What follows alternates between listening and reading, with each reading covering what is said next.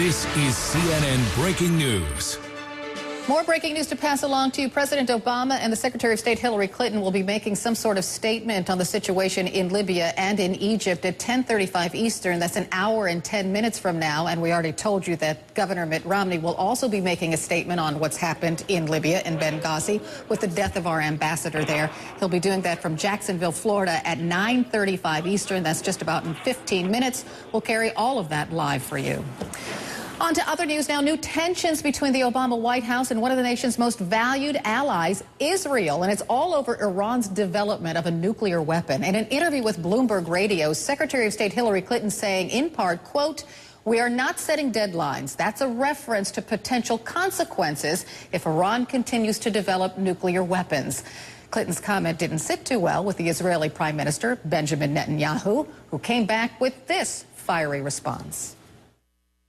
The world tells Israel, wait, there's still time. And I say, wait for what? Wait until when? Those in the international community who refuse to put red lines before Iran don't have a moral right to place a red light before Israel. So far that diplomacy and sanctions haven't worked. And the fact is that every day that passes, Iran gets closer and closer to nuclear bombs. Now, if Iran knows that there's no red line, if Iran knows that there's no deadline, what will it do? Exactly what it's doing. It's continuing without any interference. Senior international correspondent Sarah Seidner joins us now from Jerusalem to help sort this all out. So here's what we're hearing in the United States, that President Obama doesn't have time to meet with Netanyahu, and he was upset, that the two men talked by phone for an hour last night, and maybe all is well. What are you hearing? Well, it's interesting to note that you did hear the White House knock down this report that President Obama snubbed Mr. Netanyahu, who is coming to New York for the UN General Assembly and had wanted to meet with the president. The White House saying, no, they did not ask for a meeting, nor did we deny one. However, I got on the phone today with Israeli Prime Minister's spokesman, Mark Regev, who said this. He didn't deny this report. He said, look, we were interested in having a meeting with the president. We understood that the time window was very short, but we were willing to go to Washington, which seems to contradict what the White House is saying. This is all another one of those cracks, seemingly, in the relationship between Mr. Netanyahu and Mr. Obama. There is concern here about that relationship, as you might imagine, especially when it comes to Iran. Israel has said time and again that it is willing to do whatever it must do to stop Iran from getting a nuclear bomb, and that the rest of the world should be doing the same. They're very frustrated, as you heard just there from Prime Minister Netanyahu, with the timeline and how long they feel it's taking to have Iran do something. They believe they're continuing to do what they always have done, which is working towards getting a nuclear weapon. Of course, Iran has denied that it is doing that, but they don't think that the diplomatic solution nor the sanctions are having any effect. The United States has been very clear. They don't believe that having deadlines is productive. They believe it's counterproductive, and they want to see a diplomatic solution and the sanctions make some progress in stopping Iran from moving any further. That being said, these tensions between these two leaders, a lot of people have said this relationship is an icy relationship, and it's just got icier. There has actually been a special session called in the Knesset, and the relationship between Israel and the United States is one of the reasons that session was called, because politicians here are concerned about the relationship between its biggest ally, the USA. Carol? Sarah Seidner reporting live from Jerusalem this morning.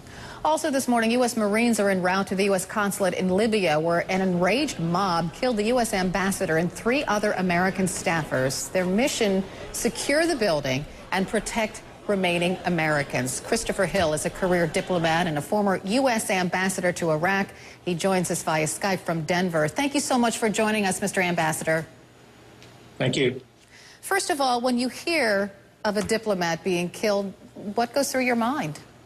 Well, first of all, it's a terrible tragedy. It's a tragedy for our country, but it's a tragedy for our Foreign Service community. We have diplomats all over the world, and as we speak, many other diplomats are risking their lives to carry out our country's interests. And so these kinds of situations are truly tragic, and my heart goes out to the families. So you served as ambassador to Iraq, and I would think that security was always a concern there. From what you've heard, do you think the ambassador had proper security? Well, first of all, I'm not sure really now is the time to be second-guessing the security package. I can assure you, though, I can absolutely assure you that security was paramount on the minds of that embassy and of the ambassador. I think the issue will be, and there'll be time to discuss this, the issue will be why did he go to Benghazi? Clearly he knew the scene there. Clearly he knew a lot of the players there. And so I think a decision was made. You know, it's never an issue of getting rid of risk. It's a matter of managing risk, and that is a very tough thing to do. Typically, though, and we've been looking at pictures of his car, and we don't know details about the car, I'll give you that, but typically, in general, what kind of vehicles are used to transport diplomats in dangerous countries? Well, in dangerous countries, you usually have an SUV, usually a large SUV, which is heavily armored. Now, when I say heavily armored, if an ID goes off right underneath it, that's probably not going to protect the occupants. Similarly, a rocket-propelled grenade fired point-blank into the side of an SUV can do a lot of damage. So, again, this is never a matter of eliminating risk. It's a matter of managing risk and seeing if the gains can outweigh the risks. And when you're traveling, typically, and I'm speaking in general terms, what kind of security do you have around you? Well, again, it depends on the level of threat, but I can assure you in Iraq, we had a lot of security. It was we would move in fairly large convoys, 6 to 8 cars. In other countries, you could just move alone. When I was ambassador in Macedonia, I many times went alone, the same in Poland and Korea. But when you're in a place like Libya, you would normally have a car in the front and a car in the rear, and you'd have some heavily armed security guards. I was just going to ask you to gauge the danger in a country like Libya. Everybody's armed there, right? And there's a new and fragile government in place. So what kind of security measures would you expect to be in place? Well, again, without second-guessing or saying things I know that I don't know, I suspect there was a lot of security, and I suspect the ambassador was very carefully protected. I also suspect that the situation in Benghazi was very chaotic in recent days, and I suspect that the mob there did not just move on their own. I'm sure there were some organizers to all this. So it was probably a very dangerous situation. Probably some difficult calls were made as to what is the best or where is the best place to have the ambassador. And clearly we had an ambassador who really understood the situation in Benghazi, knew the people, had spent a great deal of time there, and I think the decision was made to have him forward deployed there. Ambassador Hill, thank you so much for being with us this morning. Thank you. We're expecting Mitt Romney to start speaking at any moment. You're taking a look at live pictures from Jacksonville, Florida. Mr. Romney informed the media that he'll probably begin speaking at 9:35 Eastern Time. That's 5 minutes from now. He's expected to discuss Libya and the deadly violence there. When Mr. Romney starts speaking, of course, we'll take his comments live.